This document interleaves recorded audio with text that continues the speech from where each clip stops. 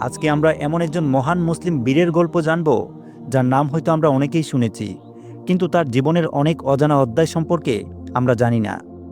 তিনি হলেন আর্তুগুল গাজী, উসমানীয় সাম্রাজ্যের প্রতিষ্ঠাতা, উসমান গাজীর পিতা এবং ইসলামের ইতিহাসের এক অপরিসীম গুরুত্বপূর্ণ ব্যক্তিত্ব। তার জীবন ছিল সংগ্রামে পূর্ণ, ঈমানে অবিচল এবং আল্লাহর প্রতি আস্থায় অটল। তো বসে পড়ুন, মনোযোগ দিন এবং আজকের এই বিশেষ আলোচনা থেকে নিজের জন্য শিক্ষা নিন ইনশাআল্লাহ। আর্তুগুল গাজী, এই নামটি শুনলে মনে পড়ে একজন নির্ভীক মুসলিম যোদ্ধার ছবি। তার পুরো নাম ছিল আর্তুগুল বিন সুলেমান শাহ।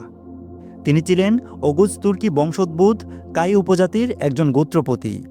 তার জন্ম আনুমানিক 1191 খ্রিস্টাব্দে এবং মৃত্যু হয় 1281 খ্রিস্টাব্দে।